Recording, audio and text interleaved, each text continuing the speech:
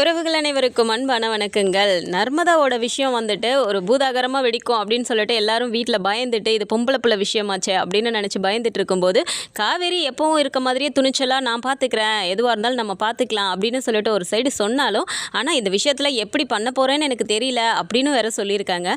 So இந்த விஷயம் விஜய் காதுக்கு போயிருக்கும் போது விஜய் வந்து இந்த விஷயத்தில் ஒரு முடிவெடுத்து அவர் ஒரு விஷயம் பண்ணுறது அது நர்மதாவுக்கு வந்துட்டு ஒரு நல்ல முடிவாக இருந்தாலும் விஜய் காவேரிக்கு வந்துட்டு ஒரு நல்ல தொடக்கமாக அமையும். விஜய்க்கு இந்த மாதிரி பண்ணத விஷயத்தை வச்சு காவேரிக்கு விஜய் மேலே ஒரு சாஃப்ட் கார்னர் வர ஆரம்பிக்கும் அப்படின்னு நீங்கள் நினச்சிங்கன்னா மறக்காமல் அந்த வீடியோக்கு ஒரு லைக்கை மட்டும் கொடுத்துருங்க. ஸோ வீட்டில் வந்துட்டு விஜய் வந்து இந்த விஷயத்தை வந்து பற்றி பேசுகிறாரு அப்படிங்கும்போதே காவேரிக்கு ரொம்ப ஷாக் ஆகுது. இந்த விஷயத்தை யார் சொன்னது முதல்ல அந்த ஆளுக்கு, அதான் நான் பார்த்துக்கிறேன்னு சொன்னல, இங்கே எது நடந்தாலும் அந்த ஆளுக்கு தெரிஞ்சிருதே யார் முதல்ல சொன்னது அப்படின்னு சொல்லிட்டு ரொம்ப கோவமாக கேட்கும்போது சாரதாம்மா சொல்கிறாங்க, ஏய் நான் தாண்டி சொன்னேன், இப்போ என்னடி அதுக்கு அப்படிங்கிறாங்க. ஏமா நம்மளால பண்ணிக்க முடியாதா, நீ எதுக்குமா அவருக்கு சொன்ன அப்படிங்கிறாங்க.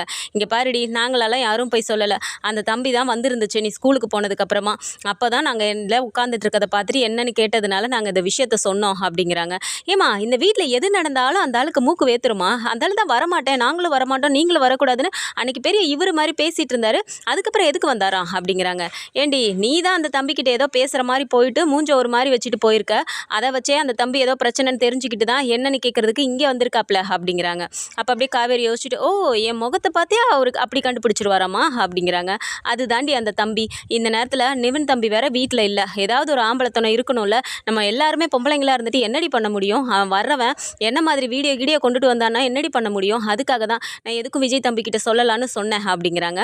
ஸோ விஜய் வந்துட்டு இந்த ஒரு பிரச்சனை நடக்கிறது என்ன மாதிரி அவன் கொண்டு வர போகிறாங்கிறதே தெரியாதப்போ நம்மளுக்கே ஒன்றும் புரியல, இந்த நேரத்தில் குழந்தைங்க இருக்க வேணாம் அப்படிங்கிற மாதிரி யாழ்னியை கூட்டிகிட்டு போயிட்டு இப்போ அம்மு கூட விளையாடட்டும் அப்படின்னு வீட்டில் விடுறது கூட்டிகிட்டு போயிடுறாரு.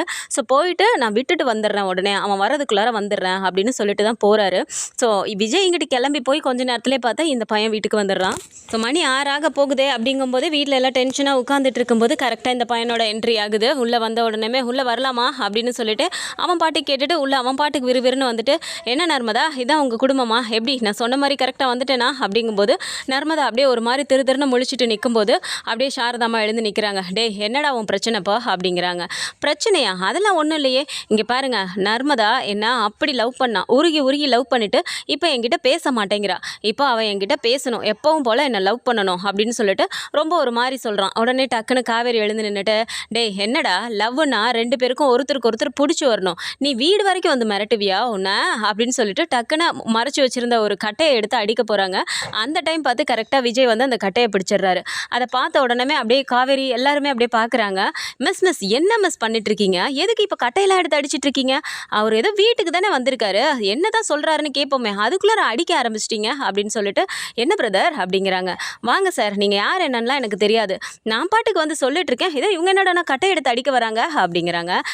சரி தப்பாக எடுத்துக்காதீங்க, வீட்டில் யாருமே இல்லைல்ல, அப்போ நீங்கள் திடீர்னு வந்து இந்த மாதிரி பேசும்போது அவங்க அக்காவா ஒரு கோவம் வரதானே செய்யும் அப்படின்னோன்னு, ஓ இவங்க நர்மதாவோட அக்காவா அப்படின்னோன்னு விஜய் ரொம்ப கூலா, ஆமாம் இவங்க தான் நர்மதாவோட அம்மா, இவங்க பெரியக்கா சின்னக்கா அப்படிலாம் சொல்லிட்டு அவர் இன்ட்ரோ கொடுக்குறாரு. நர்மதாவுக்கு ஒன்றுமே புரியல, என்ன மாமா இப்படிலாம் பேசிகிட்டு இருக்காரு அவங்ககிட்ட இப்படி சகஜமா அப்படிங்கிற மாதிரி நர்மதா பார்த்துட்டு இருக்கும்போது காவேரிக்கு அப்படி ஒரு கோவம் வருது. என்ன இவனை வந்து அடித்து ஏதாவது ஒன்று பண்ணணும்னு பார்த்தா இவர் என்ன இப்படி பேசிகிட்டு இருக்காரு அப்படிங்கிற மாதிரி அப்படியே ஒரு மாதிரி கோவமாக வருது. சரி நீங்கள் எங்கேருந்து வரீங்க அப்படின்னோடனே, நான் இந்த மாதிரி இங்கேருந்து வரேன், நர்மதா கூட தான் படித்தேன் அப்படின்னோடனே, சரி என்ன நடந்துச்சு, எதுக்காக இவ்வளோ தூரம் தேடி வந்திருக்கீங்க அப்படிங்கிறாங்க. ஆமாம் சார், இங்கே பாருங்கள், நானும் அவளும் அவ்வளோ உருகி லவ் பண்ணோம், இப்போ திடீர்னு அவள் என்கிட்ட பேசக்கூட மாட்டேங்கிறா, என்ன அவாய்ட் பண்ணுறா, அவள் என்ன லவ் பண்ணியே ஆகணும் சார், நீங்கள் உங்களை பார்த்த நல்ல ஒரு மாதிரி தெரியுது, எப்படியாவது சொல்லி அவள் என்கிட்ட பேசியே ஆகணும், அவள் என்ன லவ் பண்ணியே ஆகணும், அவள் இல்லாமலாம் என்னால் இருக்க முடியாது, இங்கே பாருங்கள் அவளும் நானும் சேர்ந்து சுற்றாத இடமே கிடையாது, அவளும் நானும் எடுத்துக்கிட்ட ஃபோட்டோஸ் எல்லாமே என்கிட்ட இருக்கு, இந்த ஃபோட்டோ எல்லாத்தையும் நான் வெளியே இது ஸ்ப்ரெட் பண்ணேன்னு வச்சுக்கோங்களேன், போக போகிறது உங்கள் மரியாதை தான், எனக்கு ஒன்றும் இல்லை, நான் ஆம்பளை, அதுக்கப்புறம் யாரை வேணால் கல்யாணம் பண்ணிட்டு போயிடுவேன், ஆனால் இந்த நர்மதாக்கு இதுக்கு மேலே மாப்பிள்ளை வருமா, நான் எல்லாருக்கும் தெரிகிற மாதிரி எல்லா வெப்சைட்லையுமே நான் அதை ஸ்ப்ரெட் பண்ணுவேன் அப்படின்னு சொல்லும்போது விஜய் அப்படியே ஒரு மாதிரி கூலாக சிரிக்கிறாரு. என்ன சார் நான் சொல்லிகிட்டே இருக்கேன் நீங்கள் சிரிக்கிறீங்க அப்படிங்கிறாங்க. சரி நீ இவ்வளோலாம் சொல்கிறியே, இதெல்லாம் ஸ்ப்ரெட் பண்ணுவேன் அப்படிலாம் வேற சொல்லிட்டு இருக்க, அதுவும் வீடு வரைக்கே வந்து நீ சொல்கிற, வீட்டில் அவங்க அம்மா அக்காலாம் உட்காந்துட்டு இருக்கும்போதே வந்து சொல்கிற அப்படின்னா உனக்கு ரொம்ப துணிச்சல் தான், உன் துணிச்சலை நான் பாராட்டுறேன். ஆனால் நீ உண்மையாகவே நர்மதாவை லவ் பண்ணுறியா அப்படிங்கிறாங்க. என்ன சார் சொல்கிறீங்க, அவள் என்கிட்ட இத்தனை நாள் பேசாமல் எனக்கு சாப்பிட கூட முடியல தெரியுமா அப்படிங்கிறாங்க. சரி, அப்போ நீ உண்மையாகவே நீ அவளை உருகி உருகி லவ் பண்ணுறனா நீ என்ன பண்ணியிருக்கணும் அப்படிங்கிறாங்க. என்ன சார் பண்ணணும், அவளை பார்க்கணுங்கிறக்காக தான் சார் நான் இவ்வளோ தூரமே வந்திருக்கேன் அப்படிங்கிறாங்க. சரி, இவ்வளோ தூரம் வந்ததெல்லாம் சரி, அதுக்காக நீ அவளை மிரட்டுவியா, லவ்னா என்ன நினச்சிட்டு இருக்க நீ அப்படிங்கிறாங்க. என்ன சார் இவ்வளோ நேரம் நீங்கள் நல்லவராக பேசிகிட்டு இருந்தீங்கன்னு பார்த்தா இப்போ எனக்கே உட்காந்து கிளாஸ் எடுக்கிறீங்களா, இந்த கிளாஸ்லாம் எனக்கு ஒன்றும் தேவையில்ல, எனக்கு அவள் லவ் பண்ணியே ஆகணும், இல்லை அவள் லவ் பண்ணல அப்படின்னா நான் இது எல்லாத்தையுமே போஸ்ட் அடித்து ஒட்டுவேன், எல்லா வெப்சைட்லையுமே நான் ஸ்ப்ரெட் பண்ணுவேன் அப்படின்னு சொல்லும்போது இப்போ விஜய்க்கு அப்படியே ஒரு மாதிரி அந்த ஒரு இதையே இழந்துடுறாரு. ரொம்பவும் பொறுமையாக போனவன் ரொம்ப பண்ணுறானே அப்படிங்கிற மாதிரி. சரி, கொஞ்சம் உள்ளே வாங்களேன், உங்ககிட்ட கொஞ்சம் பேசணும் அப்படிங்கிறாரு.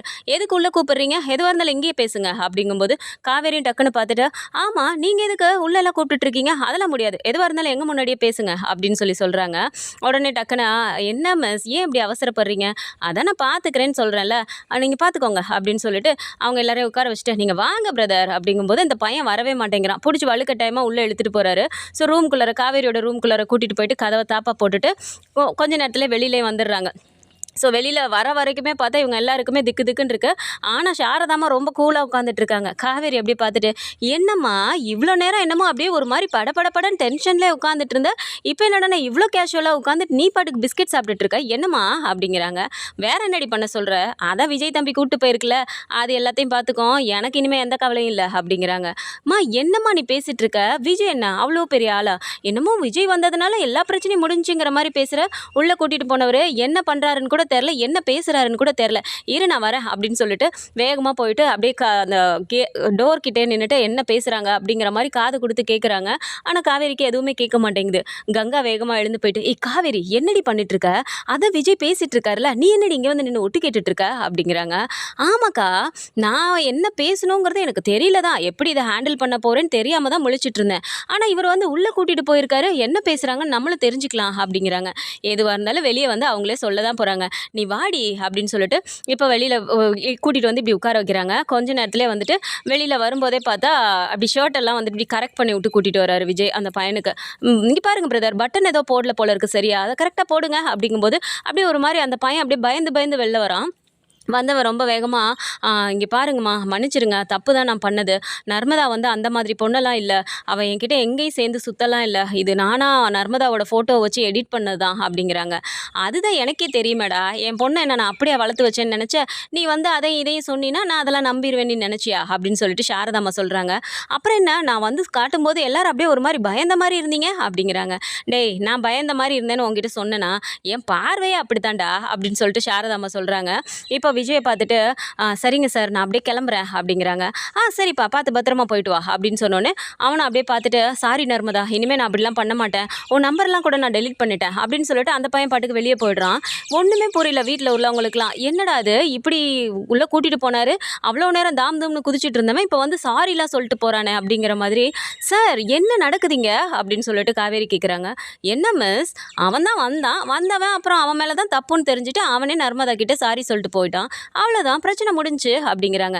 என்ன சார் எங்களெல்லாம் பார்த்தா உங்களுக்கு எப்படி தெரியுது, நீங்கள் பாட்டுக்கு வந்தீங்க, நான் அடிக்க போனவளையும் அடிக்க விடாமல் தடுத்துட்டு அவனை நீங்கள் பாட்டுக்கு ரூம்குள்ளே கூப்பிட்டு போனீங்க, இவ்வளோ நேரம் என்ன பேசுனீங்கன்னு கூட தெரியல, வெளியில் கூட்டிகிட்டு வந்துட்டு அவன் பாட்டு சாரி சொல்லிட்டு போயிட்டே இருக்கான், என்ன நடந்துச்சு எனக்கு அது தெரிஞ்சே ஆகணும், இல்லைன்னா என் தலையே வெடிச்சிடும் அப்படிங்கிறாங்க. ஐயோ மிஸ், தேவையில்லாமல் உங்கள் தலை வெடிக்கிற அளவுக்குலாம் நீங்கள் ஓவரால் திங்க் பண்ணாதீங்க, என்ன நடந்துச்சுன்னு நானே சொல்கிறேன் அப்படின்னு சொல்லிட்டு இப்போ உட்கார வச்சுட்டு விஜய் அப்படியே சிரிக்கிறாரு. அப்போ கங்காவுமே பார்த்துட்டு, ப்ளீஸ் விஜய் என்ன நடந்துச்சு, என்ன பேசுனீங்கன்னாவது சொல்லுங்களேன், எங்களுக்கு ஒரு மாதிரி டென்ஷனாக இருக்குது, நீங்கள் சிரிச்சிட்டு இருக்கீங்களே அப்படிங்கிறாங்க. ஏன் கோதாவரி டென்ஷன் ஆகுறீங்க அப்படின்னோடனே அப்படியே டக்குன்னு பார்த்துட்டு, கோதாவரியில் என் பேர் கங்கா அப்படிங்கிறாங்க. ஓ சாரி எனக்கு உங்கள் பேர் கோதாவரினே ரெஜிஸ்டர் ஆகிடுச்சா, அதனால் கொஞ்சம் கன்ஃபியூஸ் ஆகிடுச்சு, சாரி அப்படின்னு சொல்லிட்டு, அது ஒன்றும் இல்லை, உள்ளே கூட்டிகிட்டு போனேன், என் ஸ்டைலில் கொஞ்சம் ட்ரீட்மெண்ட் கொடுத்தேன், அதுக்கப்புறம் பையன் ஆட்டோமேட்டிக்காக வந்துட்டான், அவ்வளோதான் அப்படின்னோடனே இப்போ சாரதாம்மா பார்த்துட்டு, அப்படி சொல்லுங்கள் தம்பி, எனக்கு தெரியாதா நீங்கள் எப்படி அவனை இது பண்ணுவீங்கன்னு, நீங்கள் வந்துட்டீங்கன்னு எனக்கு அந்த பயமே போயிடுச்சு தம்பி, நான் நினச்ச மாதிரியே பார்த்தீங்களா அவன் வந்து மன்னிப்பு கேட்டுட்டு போயிட்டான் அப்படின்னு சொல்லிட்டு என்ன தான் சாரதாம்மா இப்போ வந்துட்டு விஜய் கிட்ட அப்படி பேசினாலும் கொஞ்ச நேரத்திலே கண்ணு கலங்க ஆரம்பிச்சிடுறாங்க. அப்போ விஜய் பார்த்துட்டு, ஐயோ என்னம்மா இப்போ தான் இவ்வளோ நேரம் நல்லா பேசிட்டு இருந்தீங்க, இப்போ டக்குன்னு கண்ணு கலங்க ஆரம்பிச்சிட்டிங்களே அப்படிங்கிறாங்க. இல்லை தம்பி, இதுக்கு நான் உங்ககிட்ட எப்படி நன்றி சொல்ல போகிறேனே தெரியல அப்படிங்கிறாங்க. எதுக்கு நன்றின்லாம் பெரிய வார்த்தையெல்லாம் சொல்லிட்டு இருக்கீங்க அப்படிங்கிறாங்க.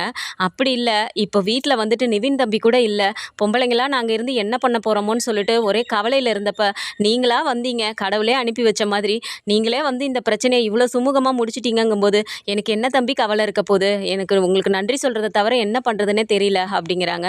அதெல்லாம் ஒன்றும் பிரச்சனை இல்லை, பரவாயில்ல விடுங்க அப்படின்னு சொல்லிட்டு, இங்கே பாரு நர்மதா, இந்த காலத்தில் யாரையும் நம்பி இந்த மாதிரிலாம் பேசக்கூடாது, பழகக்கூடாது, புரியுதா அப்படிங்கிறாங்க. என் மேலே தான் மாமா தப்பு, என் கூட படிக்கிற ஃப்ரெண்ட்ஸ் எல்லாம் அத்தனை வாட்டி சொன்னாங்க அவனோட கேரக்டர் சரியில்லை, நீ பேசாத அப்படின்னு.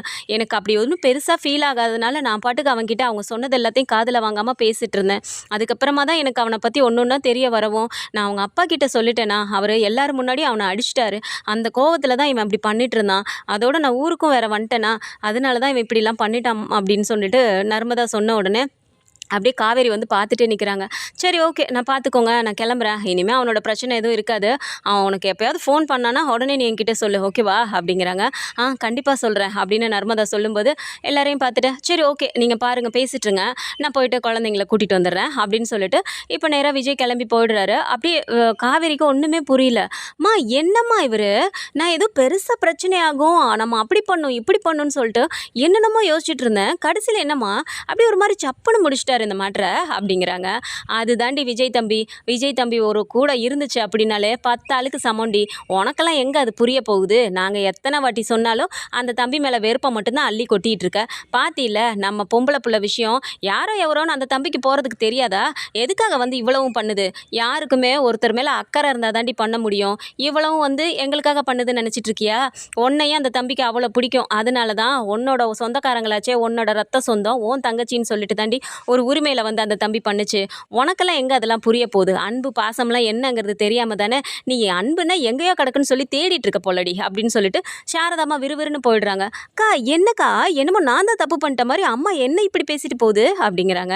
பின்ன என்னடி காவேரி, அம்மா சொல்கிறதுல ஒரு நியாயம் இருக்குது, உட்காந்து நீ பொறுமையாக யோசிச்சுன்னா உனக்கே தெரியும், நீ யோசிச்சு பாரு, இப்போ நம்ம மட்டும் வீட்டில் இருந்திருந்தோன்னா அவன் வந்து இப்போ சொன்னதுக்கெலாம் நம்மளால் எப்படி ஹேண்டில் பண்ணுறதுன்னு கூட தெரியாமல் தானே முழிச்சிட்டு இருந்தோம், அதே விஜய் இருந்தப்போ பாரு அப்படியே அந்த சுச்சுவேஷனை நம்மளே ஆச்சரியப்படுற அளவுக்கு ஒன்றுமே இல்லைன்னு ஏதோ நீயே சொல்லிட்ட, அப்படி சூப்பராக கூலாக ஹேண்டில் பண்ணிட்டாரு.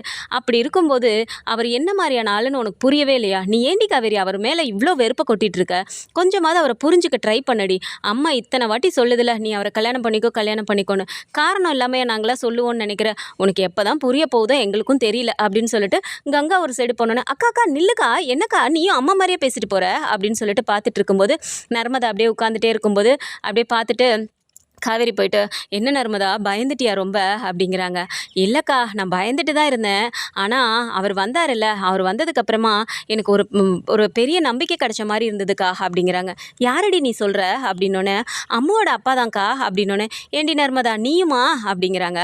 ஆமாக்கா எங்கள் எல்லாருக்குமே புரியுது, உனக்கு மட்டும்தாங்க்கா புரிய மாட்டேங்குது, நீ எப்போ தான் மாற போறியோ தெரியல அப்படின்னு சொல்லிட்டு நர்மதாவை எழுந்து உள்ளே போனோன்னே என்ன நினச்சிட்டு இருக்கீங்க, எல்லாருமே சேர்ந்து இப்போ என்ன கார்னர் பண்ணிட்டு இருக்கீங்க, ஆக மொத்தம் உங்களுக்கு எல்லாருக்குமே அந்த விஜய் சார் தலையில் என்னை கட்டி வைக்கணும், அதுதானே உங்களோட எல்லா பிளானும் அப்படின்னு சொல்லிட்டு மூஞ்ச ஒரு மாதிரி வச்சுட்டு உட்காந்துட்டு இருக்காங்க.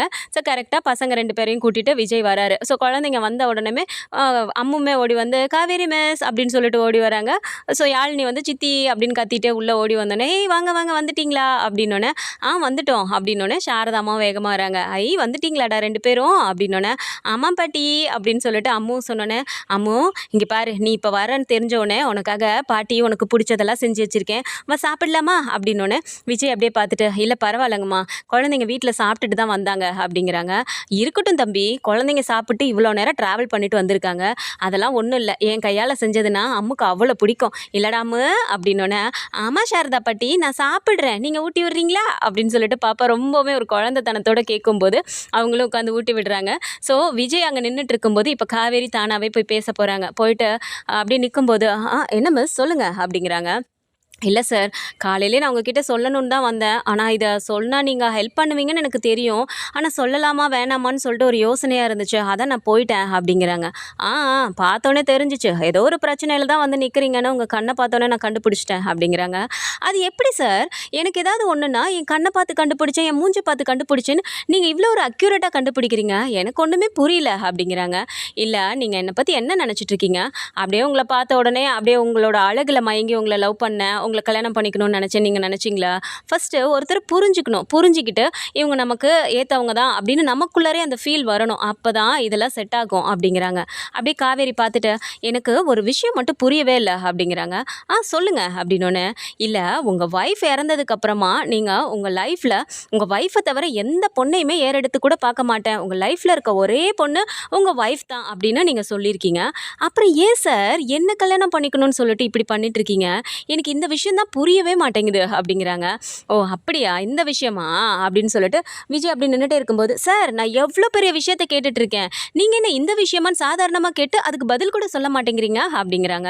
"அதெல்லாம் போக போக உங்களுக்கே புரியும் மிஸ்" அப்படின்னு சொல்லிட்டு, "அம்மோ கிளம்பலாமாடா?" அப்படின்னோனே, போலாம்ப்பா" அப்படின்னு அம்முவும் வந்தோனே, "சரி ஓகே மிஸ் நாங்க கிளம்புறோம்" அப்படின்னு சொல்லிட்டு அவர் பாட்டுக்கு கிளம்பி போயிடுறாரு. ஸோ காவேரிக்கு இந்த இடத்துல பயங்கர கன்ஃப்யூஷனா இருக்கு. ஸோ இதுக்கு மேலயாவது அந்த டைரிய எடுத்து படிச்சு கொஞ்சம் கொஞ்சமா உண்மை தெரியுமா என்னங்கிறத பொறுத்திருந்து பார்க்கலாம். ஸோ இந்த மாதிரியான கதைக்களம் வந்தால் நல்லா இருக்கும்னு நினச்சிங்கன்னா மறக்காமல் நம்மளோட சேனலை சப்ஸ்கிரைப் பண்ணிக்கோங்க. அண்ட் வீடியோ பிடிச்சிருக்கு அப்படின்னா சின்னதாக லைக்கை மட்டும் கொடுத்துருங்க. தேங்க்ஸ் ஃபார் வாட்சிங்.